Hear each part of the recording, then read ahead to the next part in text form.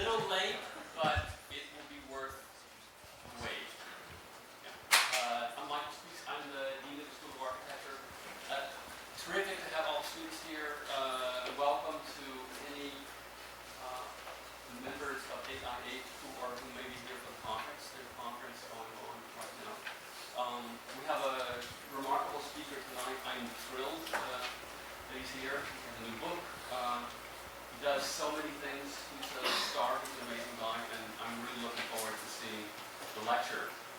When you're the dean, really all you ever get to do is introduce the people who introduce the important people. So I'm going to introduce the introducer, who will introduce the speaker. That's my job. That's all I get to do. We introduced Mark Norman, who's the director of Upstate. You all probably know him. Mark wrote actually a terrific review of this book recently and knows quite a lot about it, which means he's likely read the book if he's written a review of it. I hope he has. I have, but I didn't write a review. Anyway, Mark Norman from Upstate is going to give an introduction, and then we'll do the lecture.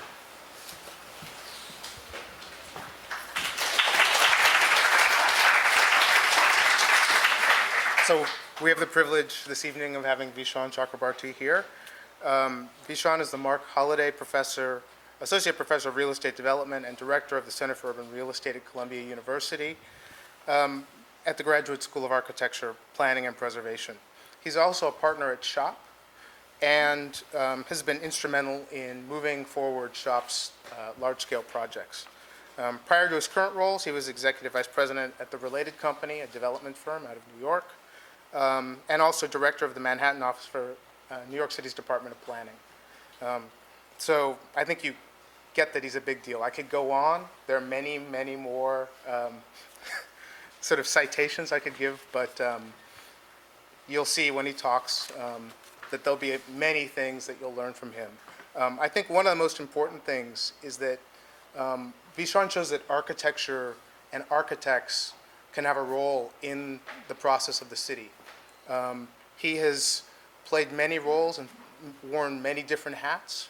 And I think what he shows us is that you can actually bring your architectural training to sort of overlapping endeavors and have a real transformational effect on the city. So this has happened for him in many different ways. At Cure, he's doing this as well, training architects to learn the language of development, training developers to learn the language of design. And with these skills, he's also proposed some pretty far-fetched things, I would say, filling in the East River, connecting Lower Manhattan to Governor's Island. And most of the times we see these whimsical proposals, but when Vishaan does it, it's backed by a financing plan and a change in code and a philosophy of how infrastructure can change the city. And I think that's a really interesting thing. And a country of cities, a manifesto for an urban America, is sort of a compendium of that work. And so I think we're really lucky to have him here today.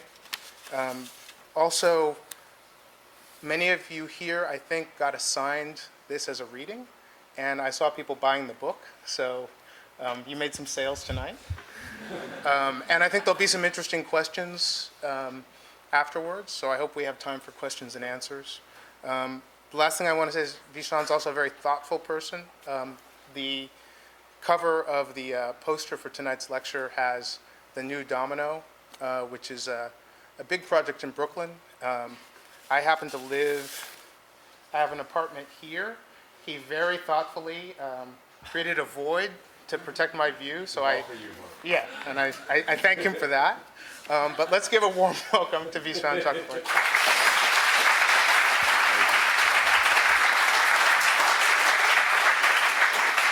Hi, everyone. I'm sorry for being quite so late today. Part of the density situation at the airport, which is a different density that I will touch on in a certain way. Thanks for that very kind introduction. I'm going to try to touch on a couple of those projects in relationship to the book tonight. It's great to be here. I went to college in upstate New York, and so it's always nice to be back. And as Mark said, I'm going to talk about kind of the book, its relationship to some of the work that we do at the Center for Urban Real Estate, but also try to close with some shop projects that I think relate directly to kind of the thesis of the book. So I'm going to begin because we're in a school, a major school of architecture and planning, to think about, where we've come as a profession, particularly through the course of the last half of the 20th century. And I believe that the slicing and dicing that we've done of our professions, of the various professions that work on the built environment, have actually put the planet in a crosshairs. Whether you look at the design profession versus, the development profession or the legal profession in terms of creating our governance structure, or urban planning, which has been relegated to this kind of idea of consensus building, regardless of whether that consensus is a good thing or a bad thing. I would argue has fundamentally created a series of divides, ideological divides often, right, where, architects think of developers as the bad guy, developers think of architects who are people who spend their money, basically. But I would argue that is actually a very significant problem in terms of where it has left the planet. And where it has left the planet is largely this. When you travel, and it's funny, in many schools of architecture and planning, I keep hearing this idea that the world is urbanizing, that somewhere a couple of years ago, that more people live in urban areas than in rural areas. I would challenge that, because I would actually say that the world isn't so much urbanizing as it is suburbanizing at an extraordinarily rapid rate. There's some 2 billion people headed for the middle class on the planet. Many of those people are choosing to live the lives that many middle and upper middle class Americans live. And what is very clear is that the resource constraints of that model, when it is extrapolated from a few hundred million people in the West to 2 billion people across the world, is a very, very dangerous extrapolation in terms of our resources, in terms of our economy, in terms of social mobility, in terms of a variety of very important factors. And I believe much of that begins right here at home. That we have set up a model that much of the world attempts to emulate in various ways. And the model is one that I will argue is one that was created by design. And it was a design that was centered around the idea of highways and houses and hedges. If you look at the country today, this is the 2008 electoral map. The country is heavily divided, as I'm sure you all know, but it's also heavily disillusioned, with only about 4 in every 10 Americans voting today, and voting almost exactly down party lines. We have a country where we are using land at twice the rate of population growth. And in fact, as the average family size has been shrinking in the United States, the average home size has been growing quite steadily since World War II. That was all great. It created a wonderful consumer economy for all of us until the music stopped at the turn of this century. And please don't allow anyone to let you believe that this is somehow getting significantly better. There are still 11 million Americans who are underwater, which is to say that their houses are worth less than the debt placed on them. These people are in significant wage stagnation and have been for a couple of decades now, and are literally weighed down by the things that we have been taught to own. I directly attribute this situation to the way in which Americans live, and again, I do not think that is completely by design or by a set of market forces. About 60% of Americans live in detached single-family homes. Only 4% of Americans live at a density of about 30 units per acre, which is by no means a skyscraper density. It is the density of sort of townhomes, of brownstone Brooklyn, of parts of American cities that you find across the entire country. And the reason I am focusing on those 30 units per acre is essentially that's the density that one needs in order to support rapid mass transit, a light rail system, a subway system. You need that kind of density to support ridership for that system. You build those systems without the density, and what you get is an empty white elephant of a transit system. Now, what I'm going to argue is that this condition of 60% of Americans living in single-family homes, again, is not a question of simply free market choices, but actually a creation, to use the terminology of the right, of big government. And it is a creation of an extraordinary subsidy regime that exists within our government, that's existed largely since World War II. And subsidies are a fascinating thing to talk about in the United States. Most Americans are subsidized in one way or another. Most Americans do not believe that they are subsidized.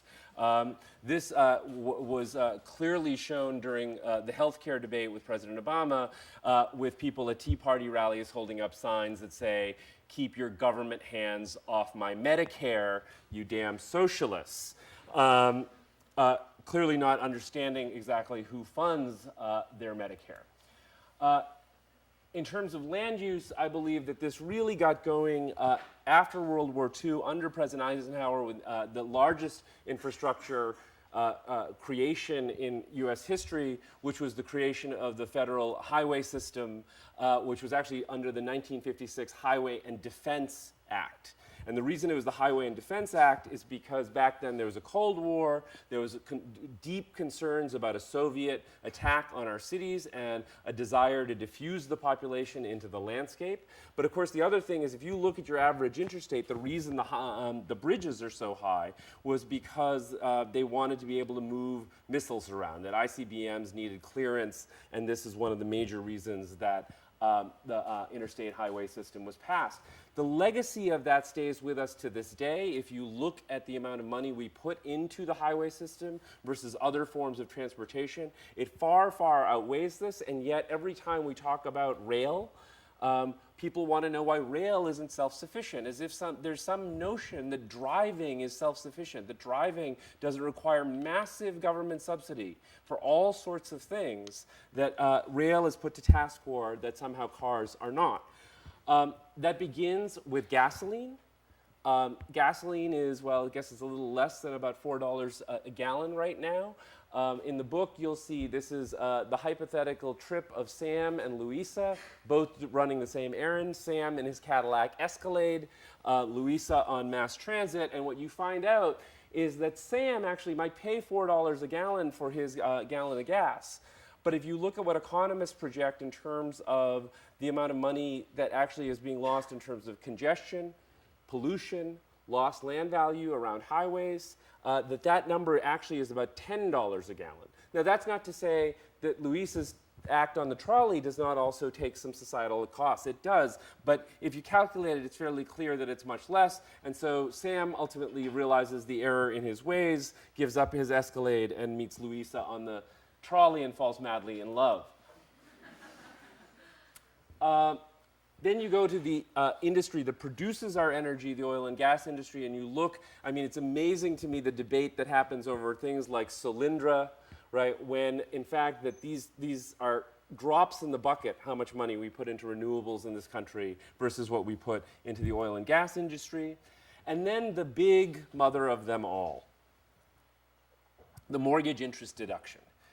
Which enables homeowners, if they have a home up to $1.1 million, to deduct the interest on that home from their taxes. That is a government expenditure, even though it's a deduction. That costs the government about $100 billion annually. It's the largest subsidy in the federal system. And it has been deeply, deeply protected by the real estate industry, as it has by people who want to benefit from that subsidy.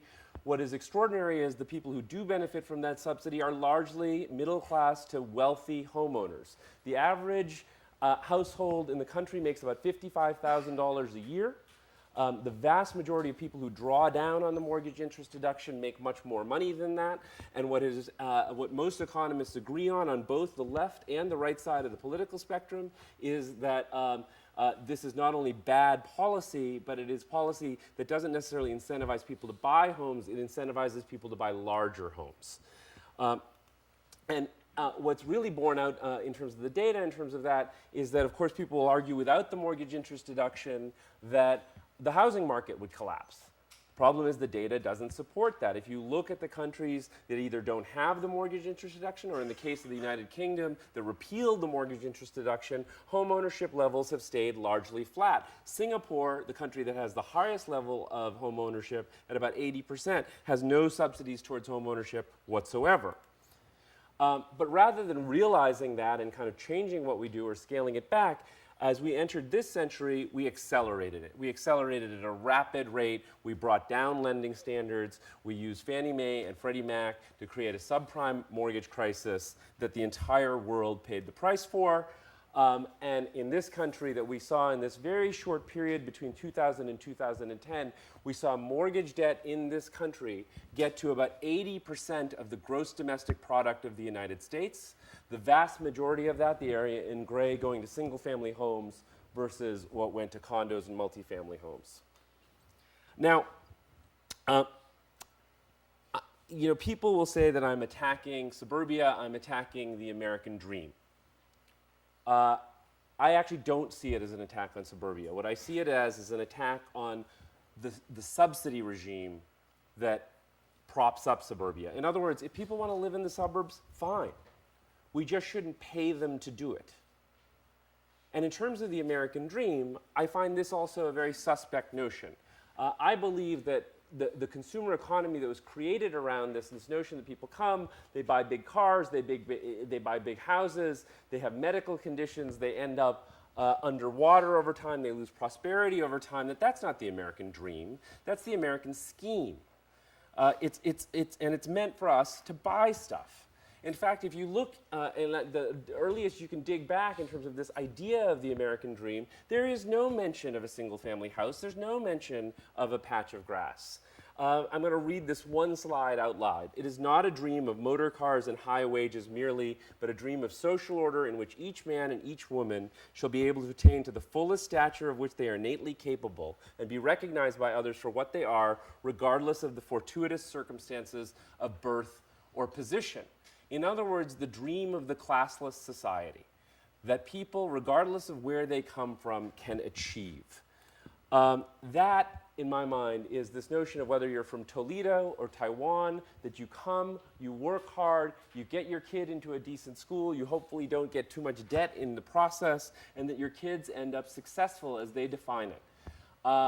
That's my own story. That's my family in 1968. They came here with $32 and graduate degrees.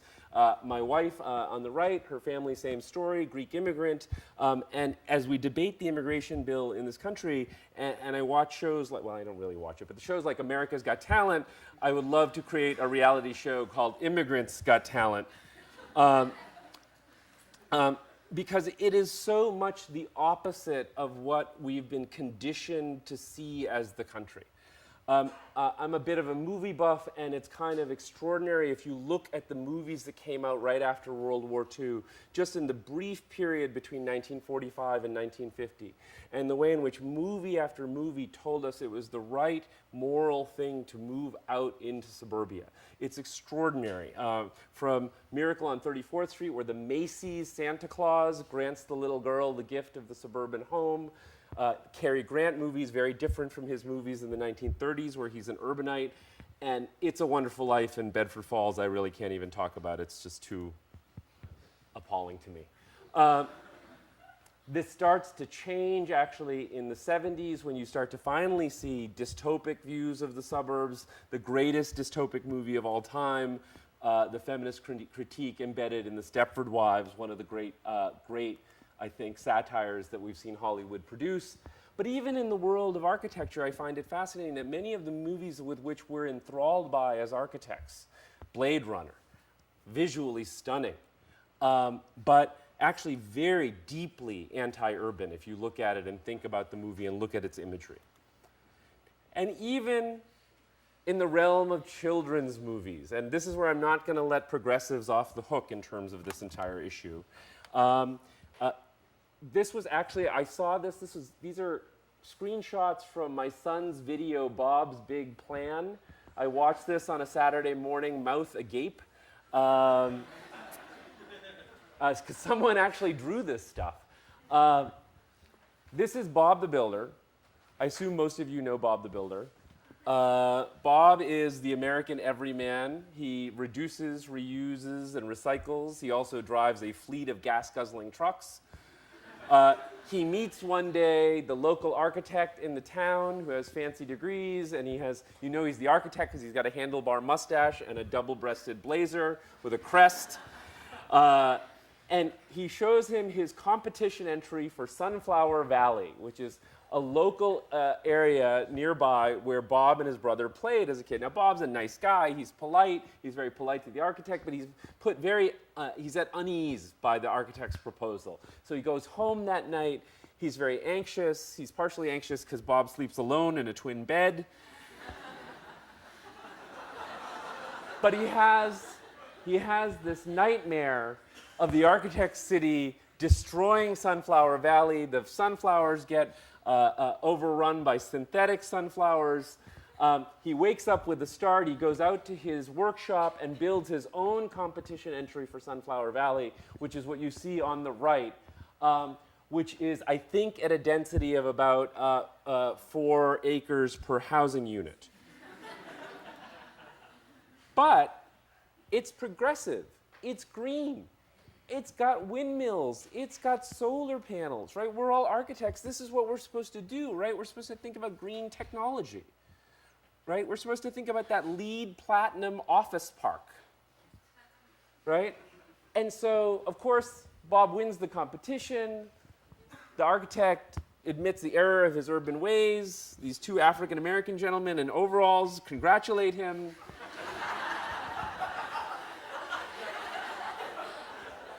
And then the progressive mayor of the progressive town gives Bob a new gas guzzler for his fleet. People have accused me of making, actually photoshopping that. I just took the screenshots. And amazingly, they gave us permission rights in the book to reproduce it, which I'm still stunned by. But, so let's talk about cities in comparison. And many of you know this, but I think I want to break it down in a very specific way. And I want to talk about 3 topics in terms of how the United Nations asks us to gauge society. The UN has basically set out this idea of the 3 E's, which is something many of you have probably heard about, which is the economy, the environment, and social equity. And in terms of how you doing, guys, to look at ourselves through those 3 lenses. Well, starting with the economy, or what I like to think of more as prosperity, and especially in a world of globalization. I really actually like to begin this with Jane Jacobs, but not the Jane Jacobs that is continually talked about. I do this all the time. How many of you have read Death and Life of Great American Cities? Actually, not that many of you, right? All right, how many of you have read Cities and the Wealth of Nations? And this is why he's the dean. She very much wanted her legacy to not be about fighting grassroots power. She understood fighting power through the grassroots. She understood that was part of her legacy, but she actually, if you read the interviews towards the end of her life, wanted her legacy to be someone who was an advocate for economic expansion and economic expansion of cities, because she saw cities as the fountainhead of the wealth of nations. And she had a basic theory called import replacement, which was this idea that a relatively small city, right, needed goods and services from the outside. And so it had to pay for those goods and services. And then over time, people in that city would learn to create those goods and services themselves. And this was import replacement. And then at the end of the day, the city would get so good at creating those goods and services that it would actually start becoming a city of exports, and it would grow into a city of exports. And what's fascinating to me is she hit the nail on the head in terms of what's happened with the technology industry worldwide, in terms of how it went from Silicon Valley to places like Bangalore and Haifa, and now is going to certain African economies. It is import replacement at its most sort of pure and specific. Now, Mark mentioned I used to work for the Bloomberg administration, and our former deputy mayor, Dan Doctoroff, had a similar theory, but more specific to cities, that he talked about in terms of new residents and what new residents brought to a municipality. And what a new resident usually does, usually the cost of a new resident is less in terms of social services than the new revenue that new resident generates. So in other words, that new resident brings new tax dollars. If the municipality is smart in today's world, what they do with those tax dollars is they invest in quality of life, in schools, in parks, in transit, in bike lanes. And as they do that, more people come, more tax dollars come, and there is this virtuous cycle then of growth and the ability to invest more in terms of quality of life. And that was what, and so Dan will, if Dan were standing in front of you, would talk about the fact that fundamentally, for big cities across the country, growth is good. What really bears that out, and we cross-referenced a lot of data sets to come up with these numbers, and this was an extraordinary one, that essentially 3% of the land mass of the United States, 3%, generates 90% of our economic output and 86% of our jobs. I think Syracuse is on there. Syracuse is on there. This is an extraordinary concentration of prosperity creation that rests right in our inner cities. It's interesting, the US Conference of Mayors says it's about 26%, but we actually found more concentration than that. For instance, the city of Chicago has an annual economic output that is greater than 39 states across the country, including some of our most productive states, such as Ohio and New Jersey and so forth. The problem we have in this country is cities don't get to create the wealth that they generate, right? So when you fly into, say, LaGuardia, and it looks like something that the third world wouldn't put up for an airport, you understand that the reason for that is that most cities, as they generate tax dollars, have to distribute those tax dollars to the suburban regions. And in fact, a city like New York sent about $16 billion in tax revenues to the federal government that it didn't get back last year. It sent about $2 billion to the state government that it didn't get back last year. Contrast that to places like Hong Kong and Singapore, which are essentially the city-state model, and keep the economic prosperity that they generate, and therefore can fund the fabulous infrastructure that they have. The other thing that's very interesting about a city like Hong Kong, for those of you who know it, is about 60% of the land mass is green. And people, you know, we always like to look at the wall buildings of Hong Kong. What we don't, Hong Kong is a city of hikers. Only about a third of the land mass is developed upon because of the topography. Which leads to the next issue, which is this idea of sustainability and resilience. And what I want to very clearly explain, and I think it's sort of deep within our mindset as Americans, is this notion of that being green is the same thing as seeing green. And it is not. That the whole kind of ethos of Henry David Thoreau living out in the Unabomber shack in the woods is not sustainability. And it's very simple to understand why. So we have a planet. It has a limited set of resources. At an average consumption rate across the country, we use about 30% more resources than the planet can provide. If every person on the planet lived at the American standard kind of consumption rate, we would use about 5.5 times the rate of the resources that the planet can provide.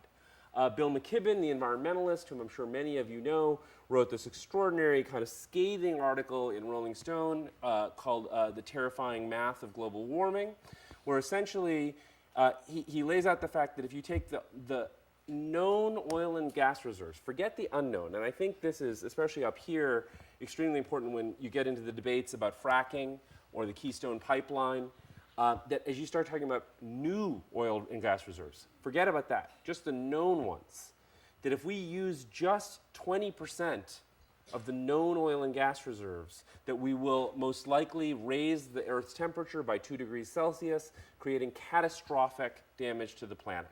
So we absolutely have the loaded gun pointed to our foreheads. And the bullet is how we live. If you look at the exurban average of how much carbon per person a person uses in an exurban setting, versus all the way out to an urban setting, what you find is that the denser you get, the lower the carbon footprint per person. Now people will say, well, cities are heat islands. Yeah, cities are heat islands, but they're concentrated, right, places where people take mass transit and they have apartments that heat and cool each other. And those acts are the most fundamental environmental acts that one can do without any bells and whistles. And so this is where Bob goes so wrong. That if you take the average suburban house, this notion that you're going to somehow just throw a bunch of technology on it and that's going to solve the problem.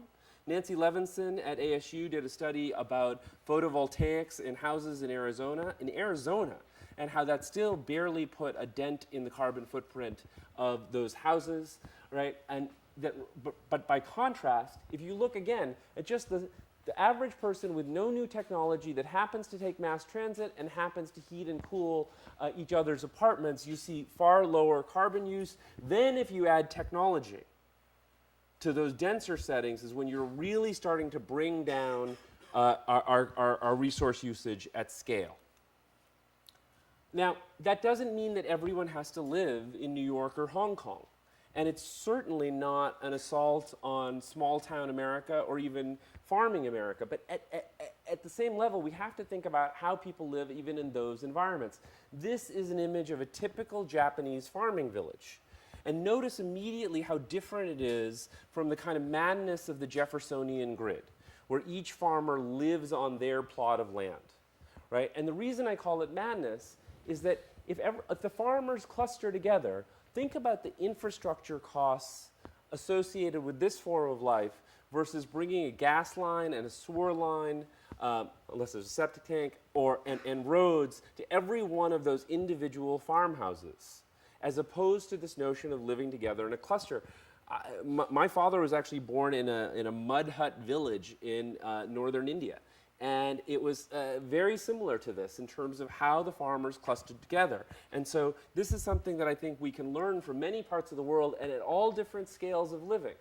Now, a couple of years ago, we hit 7 billion people on the planet, and there was a huge amount of hand-wringing about that. We have a population explosion, right? Now, I have a colleague, Jeff Sachs, at Columbia. He's set out these Millennium Development Goals that are rather extraordinary, and a lot of them have to do with bringing down the birth rate in different ethical ways, and I'm all for that in terms of women's education and a bunch of other things that need to happen to slow down our rate of population growth. But no matter how you cut it, we're going to be at 10 billion people on this planet, right, by the end of this century. We can't wish away those people, and we certainly can't wish away the global prosperity that many people are reaching around the world. Now, what's interesting to me is not even at 30 units per acre, which was that hyperdensity definition I used before, but at 25 units per acre, the 7 billion people on the planet today could fit in the state of Texas. I'm not arguing that we should all move to Texas. And obviously, there are other needs like agriculture. Right? But I say it to make a point, to make us understand that maybe there isn't so much a population crisis as there is a crisis of imagination. And so one of the fundamental things that the book tries to argue in terms of environmentalism is that if you really love nature, don't live in it. Don't take an SUV to a mountain to go camping. Take a subway to a skyscraper. Lower Manhattan, and I'm shifting a bit from sustainability to resilience now. Lower Manhattan, after 9/11, and this shows you the power of government policy through a series of government policies, became an extraordinary work-live environment, and actually became a place where it has one of the lowest carbon footprints per capita of any place in the country. A huge number of people walk to work. They don't even take the subway. And it's become an extraordinary place to live and quite an expensive place to live. And I'm going to talk about affordability towards the end. But it's also a vulnerable set of systems. The project that Mark referenced in terms of the landfill, which I'm about to talk about, actually was not done by me. It was done by my students in a joint studio between the design department, the architecture department, and the real estate development group. And these students looked at the fact that there's a huge amount of New York that sits in our most vulnerable flooding areas, much of which is happening in places where there's development occurring. And so the students got together in the studio and proposed something called LOLO, Lower Manhattan. And they extended through landfill using dredge material that the Army Corps already pulls out of the harbor right now. And by 2035, they had enough dredge material to not only build the extension that connects the two and build a lot of very valuable development and a lot of valuable subway infrastructure and so forth, but this necklace of barrier islands, which was not scientifically determined, it was conceptual, but this idea that you could create a new front line for Lower Manhattan and Brooklyn. And what's interesting is this was before Hurricane Irene, it was before Hurricane Sandy, and yet they had the wherewithal to think that we need a new set of barrier islands that protect Manhattan and Brooklyn. And everyone's talking about those barrier islands today, but the question is, how do we pay for them? And this was actually a system that they had proposed to pay for them using New York's kind of history of land reclamation. And then they did all this amazing architectural work in terms of places that could flood, infrastructure that could flood, and having a new city that was able to take flooding all the way out to 2150. And so the basic premise environmentally is that cities are more resilient, cities are more sustainable, and that rather than focus on technology, I need to pick on electric cars for a second. You drive an electric car in the Northeast, what you're doing is you are plugging in your car into coal-powered electricity. So you are actually transferring the emissions of your gasoline engine into a coal smokestack that sits far away from you.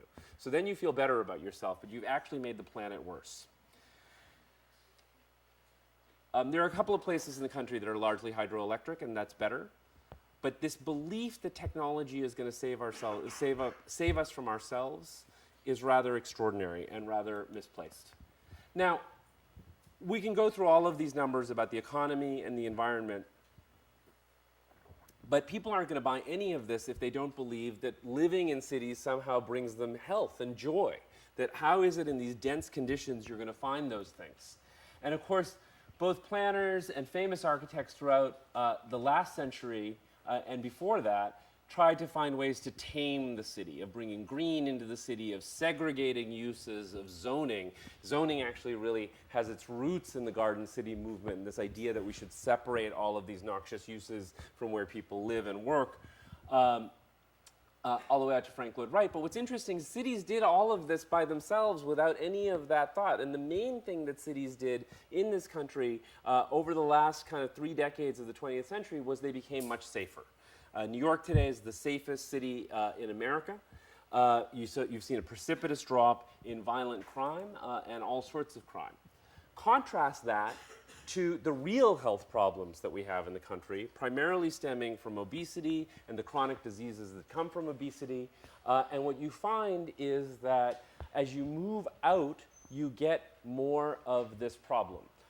And it's interesting, this little divide, because, if you look at the data, what that is that there's a fairly wealthy set of people who live in the first inner ring of suburbs around cities, as opposed to some lower income communities in cities. And so that throws this analysis a little bit, but it's still quite clear what happens as you move out of cities in terms of this. And then, of course, there are the issues of driving. The #1 cause of infant mortality in the world is not AIDS, it's not malaria, it's auto accidents. It's the #1 cause of death. In this country, it's probably the most dangerous thing you do on a day-to-day level. And then, of course, there's this issue of texting while driving, which is the new big problem we have associated with driving. And of course, why are people doing this? They're doing this because they're not being productive. The Wall Street Journal last year said that we lost probably about $8 billion in national productivity due to congestion. And so people are sitting in their cars using their devices because they're trying to either get entertained or they're trying to reach some form of productivity. Then socially, it turns out that absence does not make the heart grow fonder. This was a Swedish study that was done that showed divorce rates increasing with commute time. Now, what's interesting is, as you look at that data, you then set that against the backdrop of an extraordinary transformation of popular culture as it deals with city living. If you look at sitcoms through the 70s, you find crime shows, you find poor urban families, Jefferson's not included. And then in the 90s, there's this extraordinary transformation where we're bombarded with images all of a sudden on television of people living in cities having fun. Now, albeit these are lily white people with jobs that seem to be completely undemanding, but fundamentally there is still this idea that cities are a safe place to be, a fun place to be, a sexy place to be, and this starts changing, and I think has, for a considerable amount of time to come, has changed the way in which people, and especially young people, and especially millennials, meaning people who were born in the 80s and 90s, are choosing to live in the country. Survey after survey has those of you in that demographic cohort, which, by the way, is the largest demographic cohort in the history of the United States at about 80 million people, bigger than the baby boomers at 76. The car companies are scared to death about your buying habits because you're not buying cars, apparently. People are showing a huge resistance to moving into the suburbs, even after they have kids. And often when city life is getting too unaffordable in Boston or San Francisco, they're moving to St. Louis and to Dallas and to other cheaper cities as opposed to moving to suburbs. And of course you understand why, if that was the previous model of drinking with driving and road rage and all of those kinds of things, that the idea of the faster commute, the commute where you can be productive, be entertained, have a glass of wine before you get on the trolley, but most importantly, save time and use that time towards the things that you really want to do. Someone said to me in my class today whether this wasn't like an expense, and I was asking them why romance costs them money.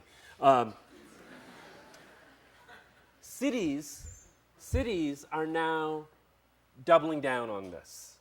And they're doing this in a very purposeful way, and it's not just the big coastal cities. That's Chicago, that's St. Louis, that's Dallas, that's a park over a freeway. And why are they doing all this? Because they're trying to get you. Right? Because today, the most fundamental thing that cities have to do is attract human capital. And the way they're attracting human capital is by, again, that Dan Doctoroff theory of creating better quality of life. Of course, that includes architecture. I'm always amazed when I'm in Rem's library in Seattle in terms of the number of people who use it. You look at the Texas cities in terms of what they're doing in terms of this. And then, of course, this is a project from our office, new waterfronts and a rediscovery of the waterfront, all to create more health and joy in cities. So say you buy all that. Say you buy that fundamentally cities are outperforming by these metrics. Then the question is, what do you do from there? And I think this is actually where our profession has gone the most awry.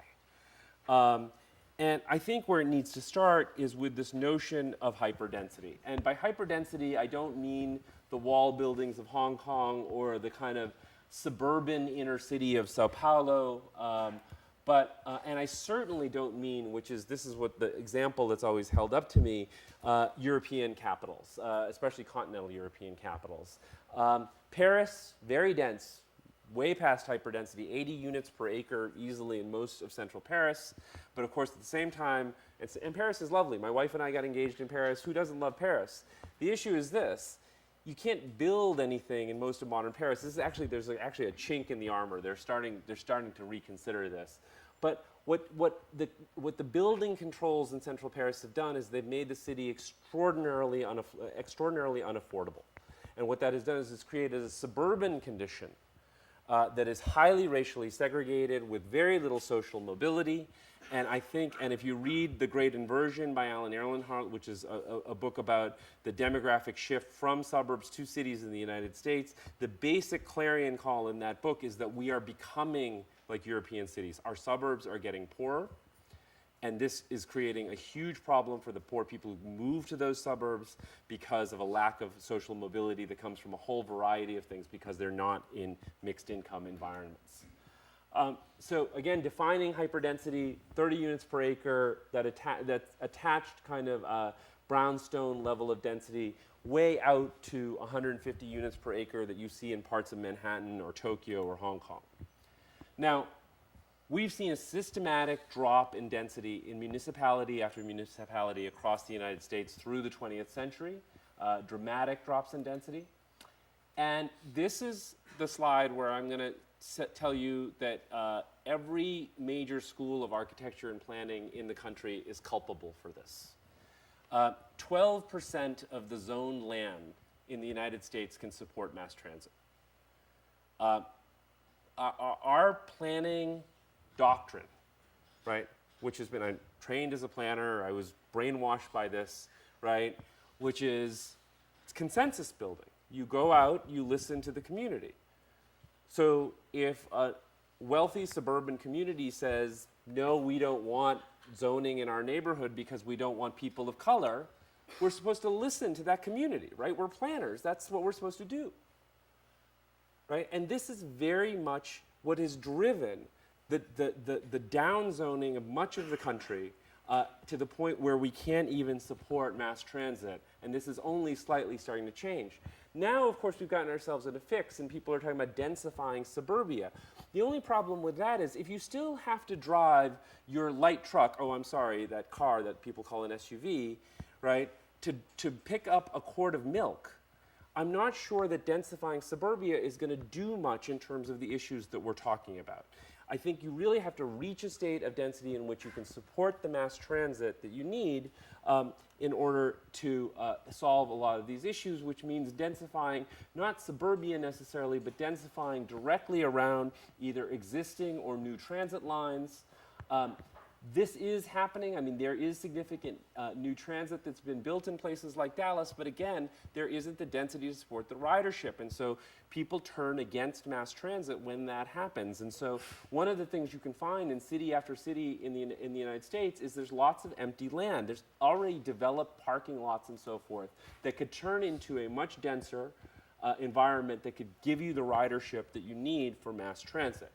I would argue that architecture becomes absolutely critical to this, to make these environments something that's livable, pleasant, joyous.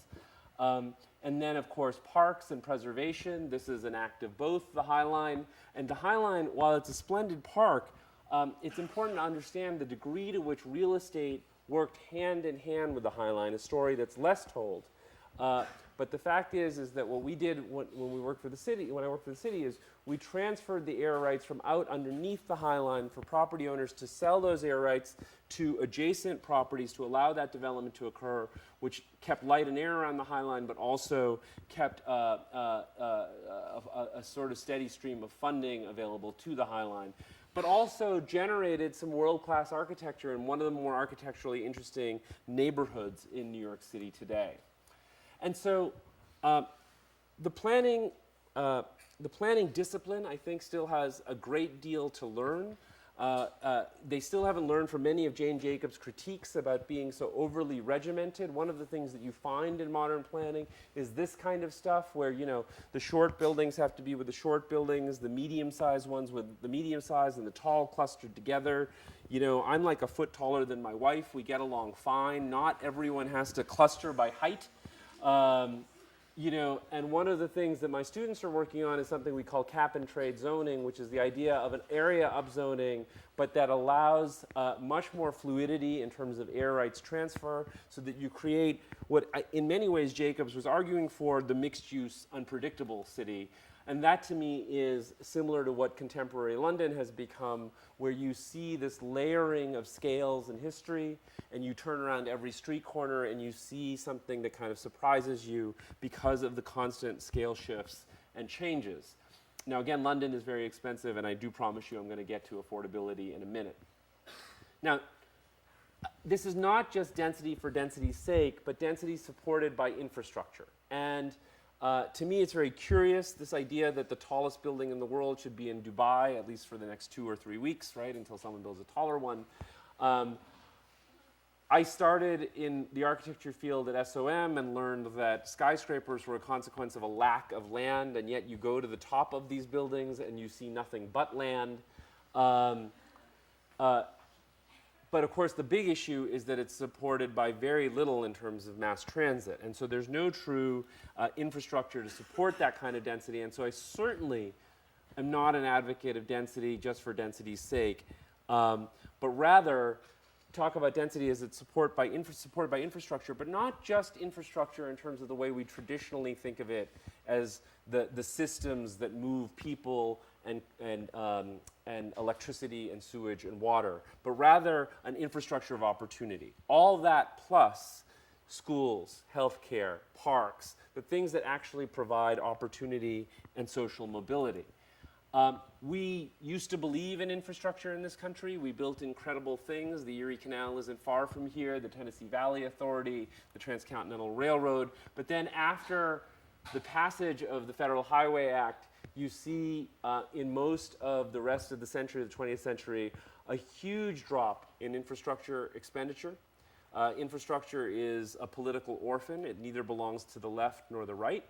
And so what you see is that there's essentially, in real dollar terms, about $2.2 trillion that we have not invested in infrastructure as opposed to the spending that was done back in the early 1960s.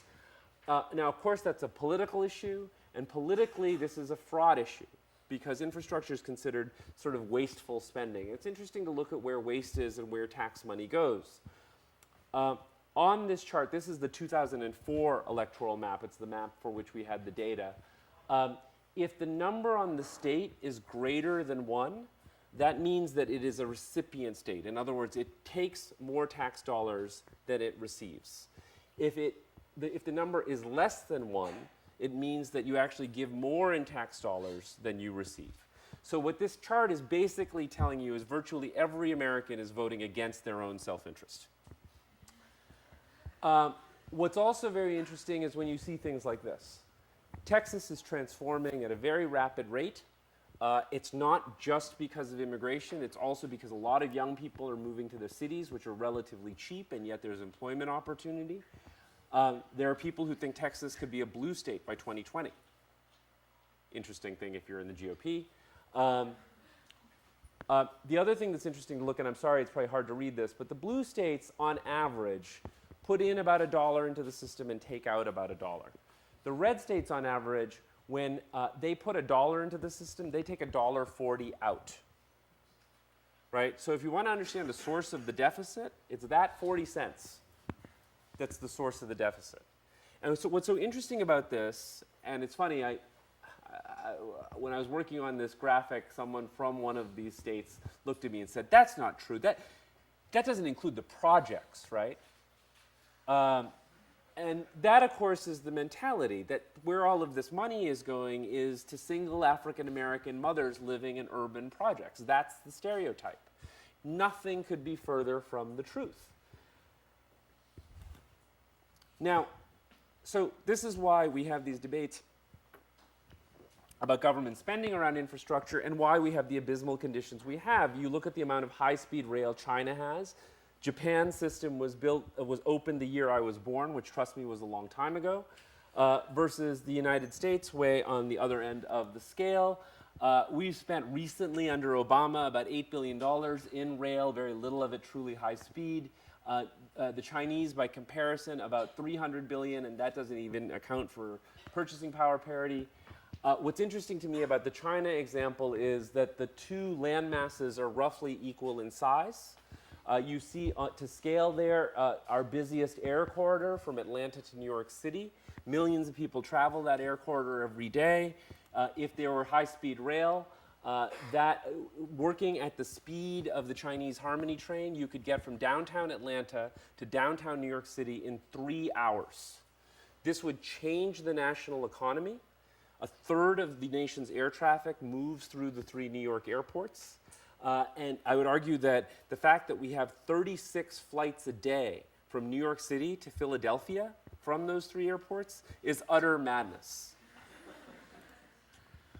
So what cities are left to do is they're left to fund infrastructure through their own devices. This is the Hudson Yards, which is an area we rezoned in 2005 and used a tax increment financing system to zone for 40 million square feet of new development, about the size of downtown Seattle on the west side of Manhattan, in order to fund a $5 billion infrastructure package, which includes a 2-kilometer extension of the number 7 subway line, as well as 20 acres of parks. The subway is almost complete, actually. It's under construction, it's some of the first major subway construction we've seen in New York since the subway system was built 100 years ago. But what's astonishing to me about this, it took an enormous number of us and all this time and all this effort and a zoning for 40 million square feet to extend 2 kilometers of subway line. The Chinese in Shanghai, they're building 196 new kilometers of subway line by 2020, by comparison. So that's infrastructure, density, infrastructure, and then the last, and I think very important piece is social equity. We used to believe in this. I would implore you that unless you're a historian and you really know what you're talking about, to stop showing pictures of Pruitt-Igoe blowing up. That has become, at some level, an out for us. It's this way of believing that public housing was a failure, and therefore we should turn our back on the entire issue. This is Mises Lafayette Park in Detroit, a fairly successful tower in the park project. If you come to New York, I'm happy to walk you around successful tower in the park projects. Many people live in them. Now, we've now turned from public housing to affordable housing, and affordability is defined as 30% of one's income, as opposed to about 70% going for everything else. By that metric, we've lost about 40% of the affordable housing stock in the country since 1960. So if this is what we built through most of the 20th century, what we build today is actually this mixed income affordable housing. This came out of Reagan tax reform in 1986. And basically, it uses tax credits to incentivize developers to build affordable housing. So if you walk around New York and you see a new building that says luxury rental, chances are 20% of that building has gone over to low-income residents.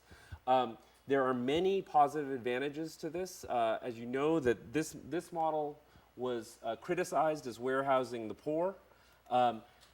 Most social studies have shown that lower income residents do very well when they are in these mixed income environments and can send their kids to mixed income schools and so forth.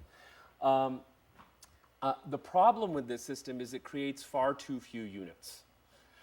And so if you break down the cost of housing, it really breaks down to the cost of land, the cost of construction, and the cost of capital.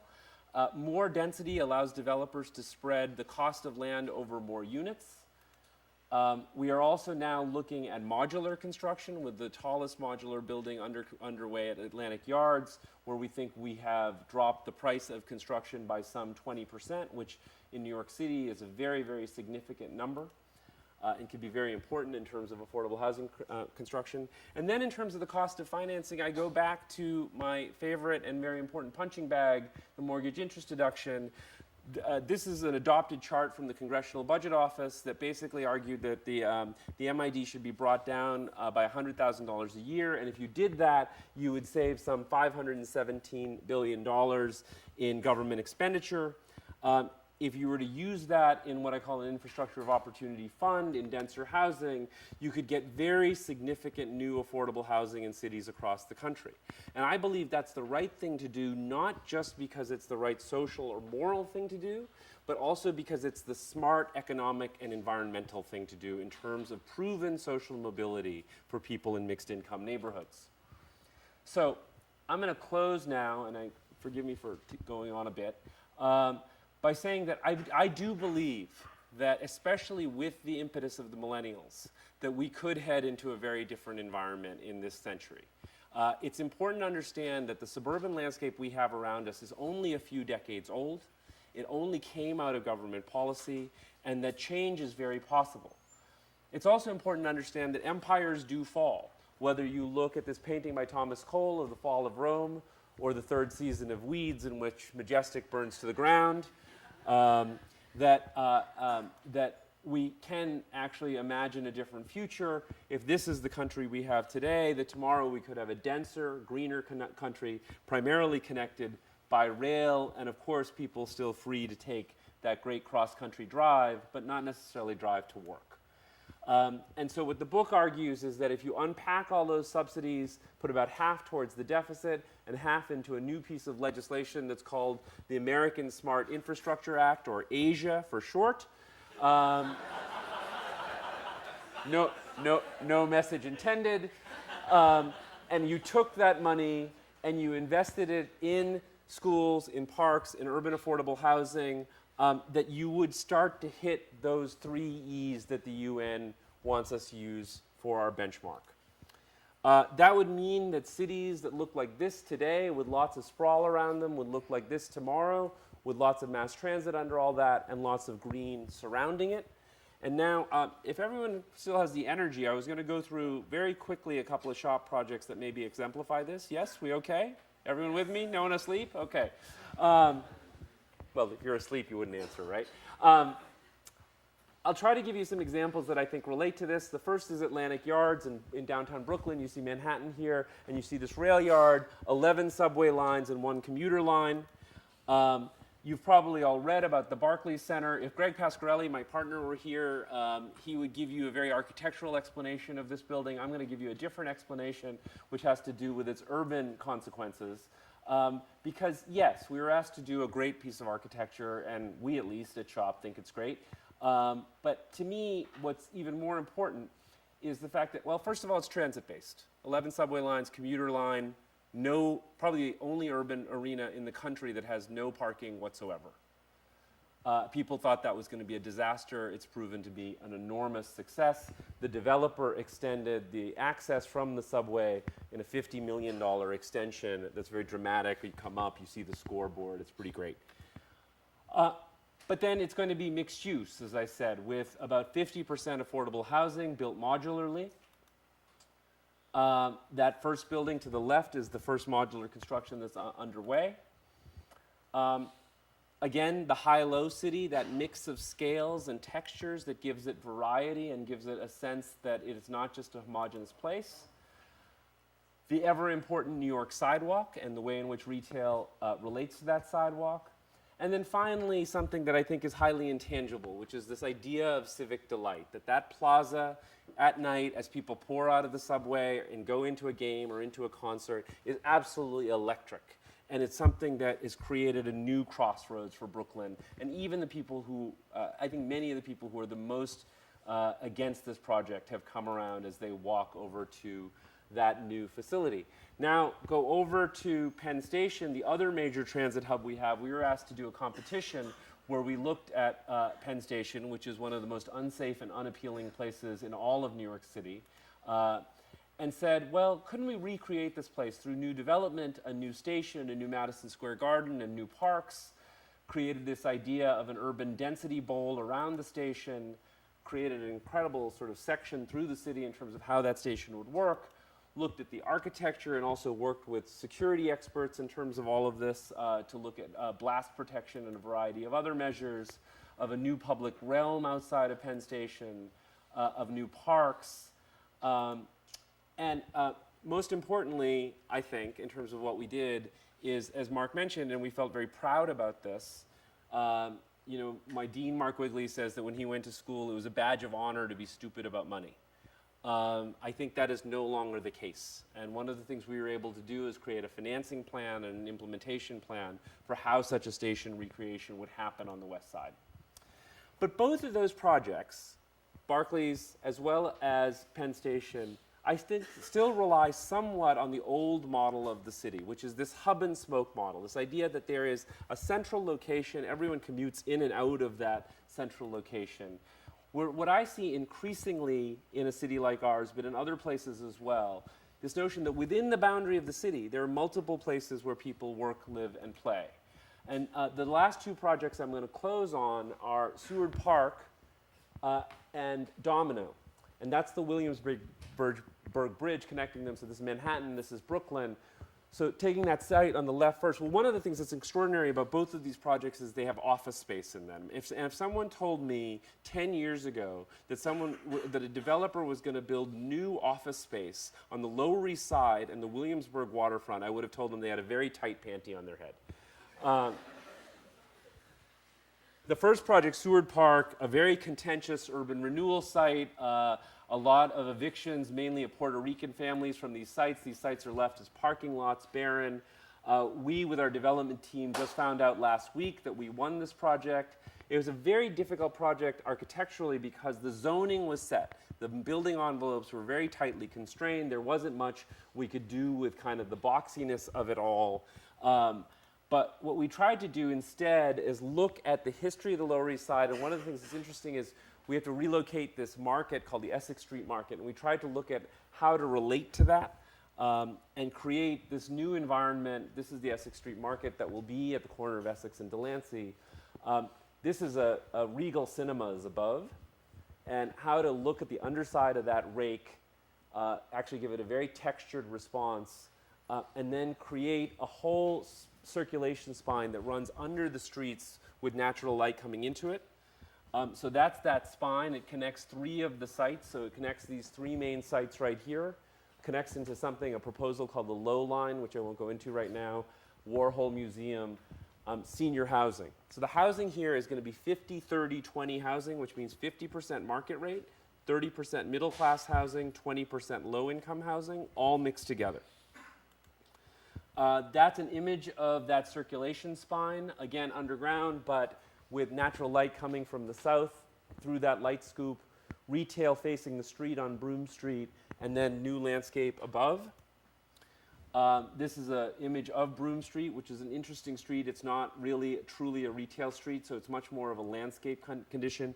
And Walter Hood from Oakland did the landscape architecture. The Warhol Museum sitting in an infill condition on Essex Street.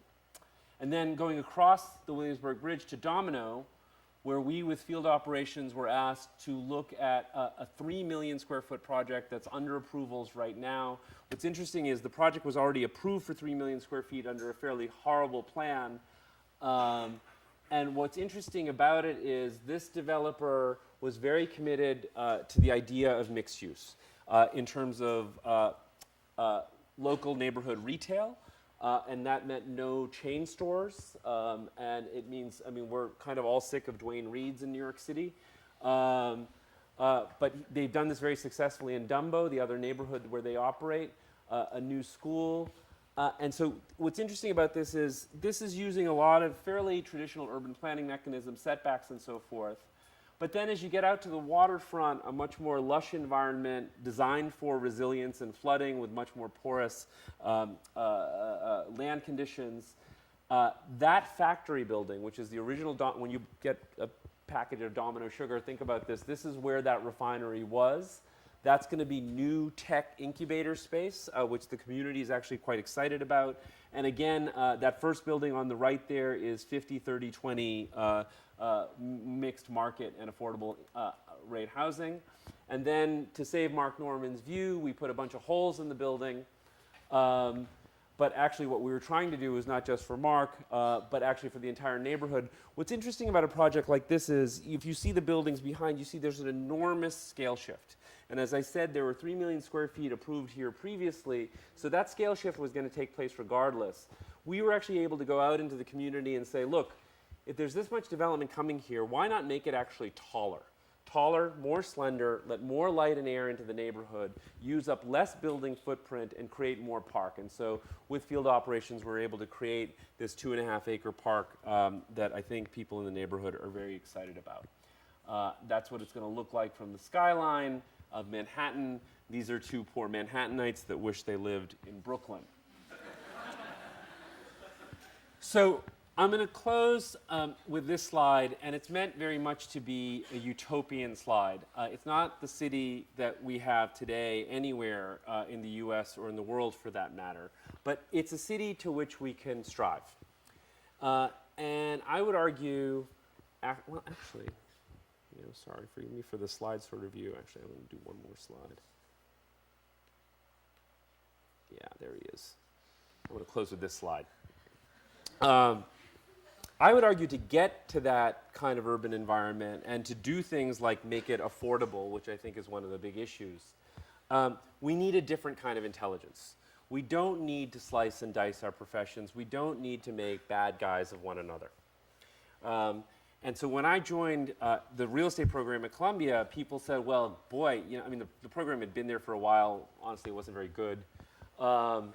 And people said, this is kind of the fox in the hen house, isn't it? The real estate program in the design and planning school. And I thought to myself, what a horrible metaphor for everyone involved. So either you're the fox, you get to eat the hen, or you're the architect, planner, community advocate, preservationist, in which case you're the hen, which is no great shakes either. That's when you get eaten, right? And so we've started these joint studios between the development and other parts of the school, and I think what they've tried to do is create what I like to call a hybrid professional. And I try to encourage all my students, whether they're design students or development students, to actually have some of that extraordinary intelligence of the fox, but have some of the kind of iterative fecund qualities of the hen, which tends to be less linear, runs around, lays an egg every once in a while, very much like an architect, right? But that if we could combine those two logic systems, that we could actually solve many of the problems that I think that we face as a nation and as a planet. We are not going to solve them by ideological divide. I can tell you that much. So with that, sorry again for being late. Thanks so much for your attention. If we have time for questions, I'm happy to take questions. I leave that to my host. Sorry, a bit long.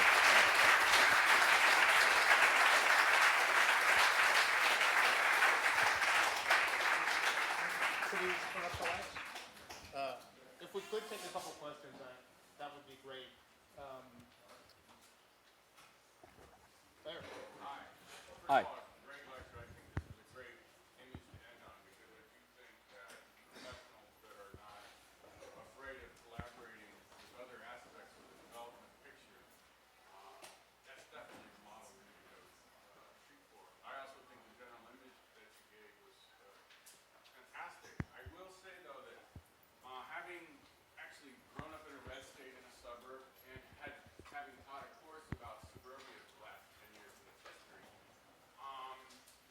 the thing that I've learned is that the picture that this appetite, let's say our addiction to the tax credit for mortgages, comes from a mythology that's sort of woven its way through our culture, Anglo-American suburb, let's say. It goes back all the way to the 1600s, the growth of the nuclear family, putting in nature and all that stuff. And these are these huge meta-narratives, actually, that are bigger than architecture.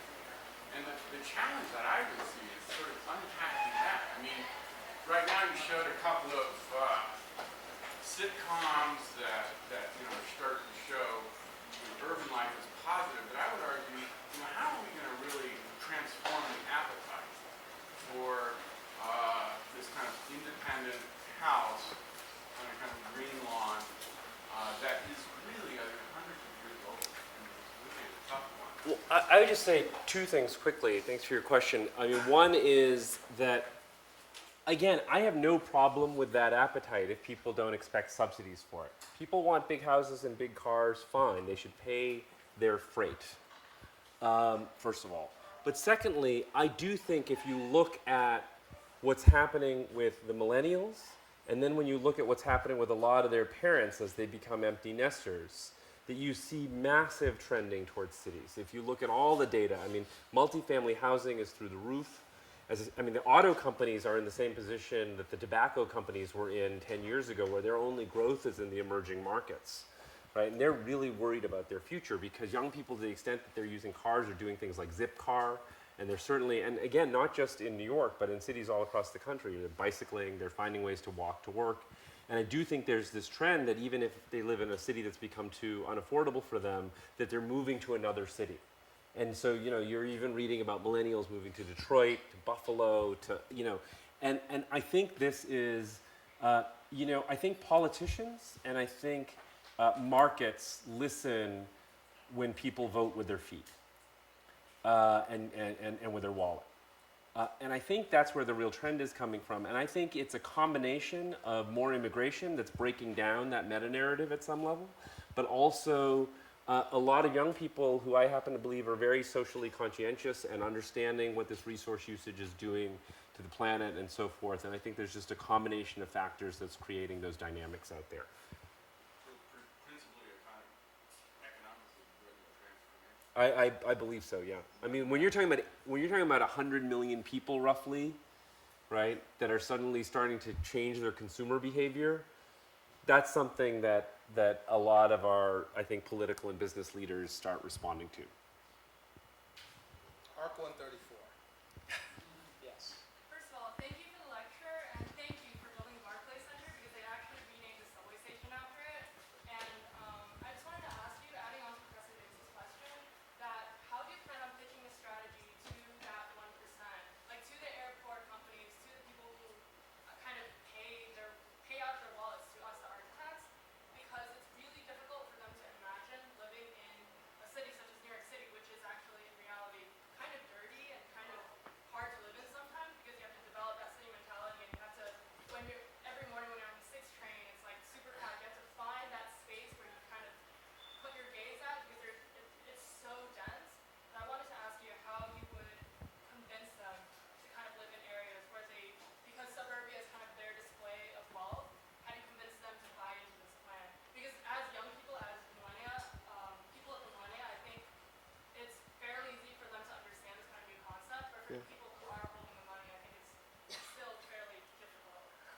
Well, I agree with you. It's difficult, but that's part of why we all do what we do, right? I mean, we have a responsibility to communicate these things.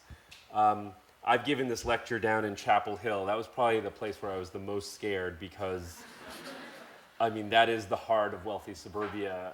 And again, you know, what I found about this lecture is there's very little geographic divide. In other words, it's not like people in blue states respond better than people in red states. It's much more a generational divide, right? Even people who intellectually understand the argument, if they have the big house and the big car, feel threatened, and younger people who don't necessarily have those things seem much more open. And so I would just say that's on all of us. One thing I don't understand, so, you know, it's interesting, I followed the Occupy movement very closely, and why occupy a shipyard in Oakland where, like, the working class, why not occupy Sausalito? You know, why not occupy Bethesda, right? I mean, if you really want to sort of get at the problem, right, it seems to me that these are the issues that you really need to start getting at. I mean, it's easy to say that Wall Street's the 1%. The 1% lives in lots of places, and I'm glad you picked up on that, all across the country. And again, if you look at that, how the subsidies are spread out, that's where the subsidies are going. And just talking about that alone creates a discomfort and a disruption that I think is very important. I'll leave it to you to... You show these images of like really dense cities with like vast green spaces, but what do you imagine happening with like the suburban built condition that's there now? Do you imagine it falling into ruin, or? Well, in some cases, it is falling into ruin. I get this question a lot, and I don't think I have a clear or easy answer. I think the rail-based suburbs around our older cities will be just fine. And I think like in the New York region, so you take a state like New Jersey. New Jersey is the densest state in the country. It's run out of any land to grow on for a whole variety of reasons. And so the place where it's going to grow is around the train stations, because historically those were the worst parts of town and they're just sort of surface parking lots there. And so I think in a lot of those kinds of places you're going to see that kind of growth. And when I pick on densified suburbia, again, I'm saying, I just think putting density where there isn't the transit to support it's just a mistake. But I think in a condition like that, it's a pretty good idea. And I think you are going to see that kind of rail-based suburb with a kind of, I mean, if you look at London today, it's got lots and lots of high streets across its entire landmass. And I think you're going to start to see that in big city regions. But I do think some of the exurbs that we built, I mean, when you go out in the desert in Phoenix and you see fairly shoddily built stuff, and you see that's where the foreclosure crisis is at some level at its worst, you're going to see those cities shrink. And we are seeing cities shrink, right? And you're seeing cities concentrate at some level. What I'm the most worried about is those places are going to become inescapable pockets of poverty. That over time, that the marketplace is going to drive down the land value so much in those places that the only people who can live there are people who have no means, but also have no means to get out. Maybe we'll take 2 more questions. Hey, I totally agree with. I'm sorry if I picked on Dubai. I see your shirt. I don't support that. So, in relation to New York City specifically, because I totally agree about gentrification. What about? I'm going to bring in the G word here. So, what about the issue of gentrification on the island of Manhattan? Because I think it's an amazing premise to start densifying Brooklyn, whatever that might entail. But you know, reading Sorkin and some of the things that he talks about in his policies and mixed income. How do you think that the densification of Manhattan has led to a demise in public access? And more importantly, with that first slide you showed with the fourfold of how we build, do you think that it's really that divided, or do you think that maybe the argument could be is that they're all kind of embedded with one another, and that's leading towards this issue of gentrification that's happening? It's a great question. Michael's a good friend, and I like debating this with him a great deal. Here's the issue as I see it. Well, there's 2 things. My colleague Lance Freeman at Columbia, who's the head of the planning department, has done a lot of good work on gentrification and has shown that in some cases, depending on the extent of gentrification, the gentrification can be very good for low-income communities. I think people tend to forget that when cities have a lot of crime or when they have, you know, poor schools, lower-income neighborhoods suffer the worst from those social problems. And that when neighborhoods become more mixed income, it puts pressure on public school systems. It does a bunch of things that are actually quite beneficial to lower income residents. And so I think it's important to keep that balance. The other thing people forget, I mean, we're going through this mayoral election in the city right now, and there's a lot of talk about inequity. Well, I would argue that any good city around the world, if it's doing its job, is maintaining a certain level of inequity. Why? Why do 2,000 people a day move to Mumbai? Because they believe their lives can be better,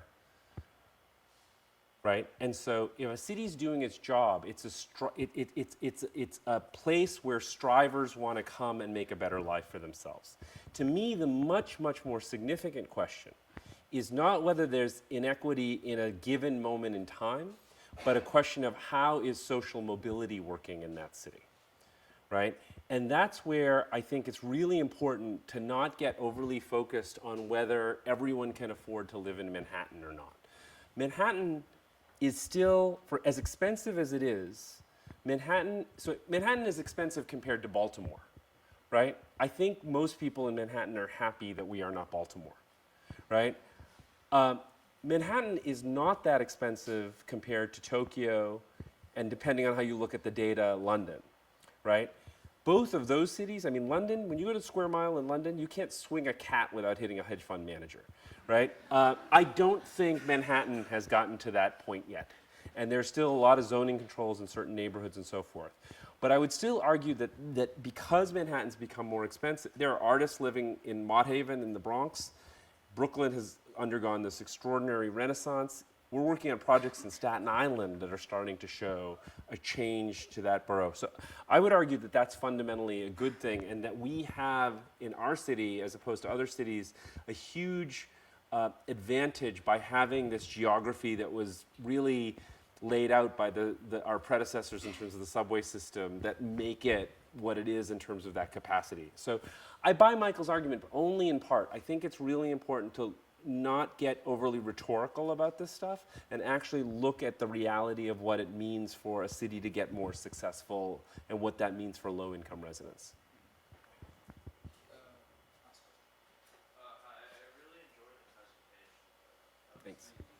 Could we create like micro cities and suburbs, I guess, to combat overpopulation, or even since we have really populated dense cities and we have this,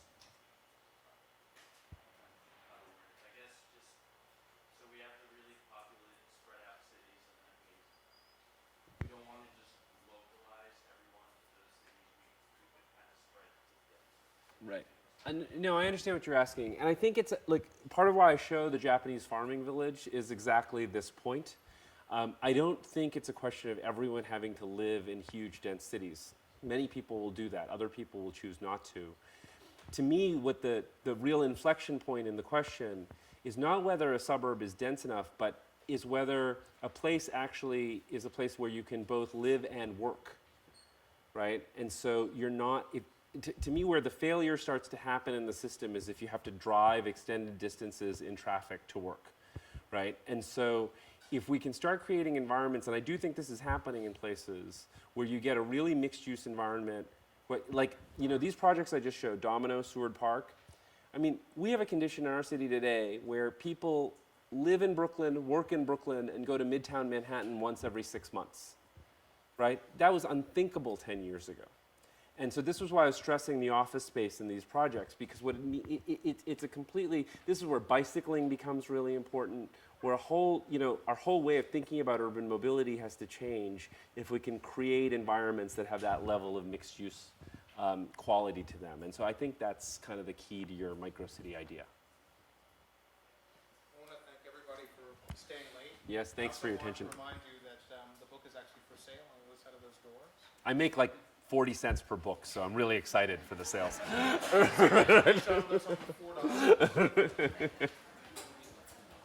Oh, and Hank Ovick's going to